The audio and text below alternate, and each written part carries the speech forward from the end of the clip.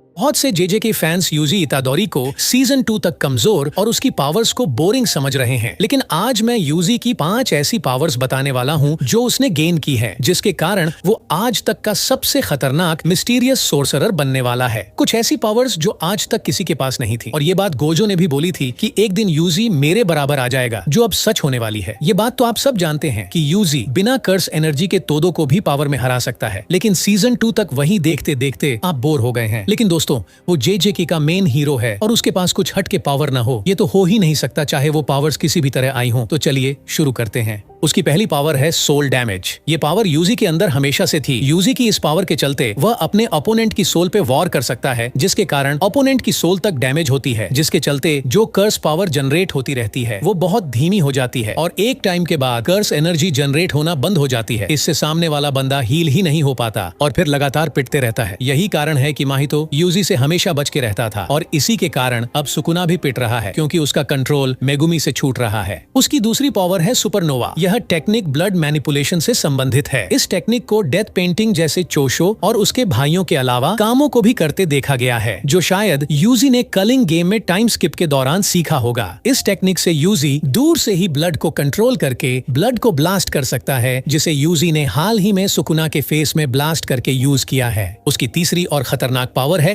Piercing blood. यह technique blood manipulation technique का सबसे हाई लेवल है। यूजी इस पावर का यूज सुकुना के अगेंस्ट कर चुका है। हालांकि इसका यूज चोशो और कामो भी करते हैं, लेकिन यूजी के मामले में यह सबसे खतरनाक टेक्निक हो सकती है। जैसा कि मैंने पहले बताया कि पियर्सिंग ब्लड मैनिपुलेशन टेक्निक का सबसे हाई लेवल है, और किसी भी सोर्सरर के लिए उसकी सबसे high level technique domain expansion होता है। इसीलिए आगे चलकर यूजी अगर कोई डोमेन बनाएगा तो वह होगा ब्लड डोमेन, जो आज तक कोई नहीं कर पाया। लेकिन यूजी किसी भी चीज को जल्दी सीख लेता है, और ब्लड मैनिपुलेशन की सारी टेक्निक जो चोशो और कामो करते हैं वो सीखने के बाद इसमें कोई शक नहीं कि बहुत जल्द यूजी का डोमेन हमें देखने को मिल सकता है। उसकी चौथी टेक्निक है reverse curse technique, jujutsu Kaisen की बेस्ट टेक्निक, जो यूजी ने कलिंग गेम के टाइम सीखा। ये ऐसी टेक्निक है जिसे कोई भी जल्दी और आसानी से नहीं सीख पाता, लेकिन ये फैक्ट है कि यूजी इस टेक्निक को एक ही महीने में सीखने में सक्षम है। वह जिस तरह रिवर्स कर्स टेक्निक का यूज करता है, ये देख के सुकुना भी चौंक जाता है, क्योंकि यूजी जिस तरह आरसीटी का यूज करके हील होता है, उस तरह सुकुना ने किसी को नहीं देखा था। पांचवी ऐसी टेक्निक जिससे सब हैरान हैं, क्योंकि ये मिस्टीरियस पावर, या बोले तो यूजी के अंदर एक बदलाव है, जिसके कारण उसके दोनों हाथ डीमन जैसे बन गए थे, जिसके बाद उसके पास बहुत स्पीड और पावर आ गई थी। अब यूजी के हाथ डीमन जैसे क्यों बन गए थे, इस बारे में बताया तो नहीं गया, लेकिन इसके पीछे दो रीजन हो सकते हैं, और दोनों ही इतने खतरनाक हैं कि इससे यूजी सबसे खतरनाक सोर्सरर डेफिनेटली बनेगा। पहला रीजन कि यूजी एक डेथ पेंटिंग है। ये हो सकता है कि 150 साल पहले जो 9 डेथ पेंटिंग्स बनाई गई थी, उनमें से 3 तो चोशो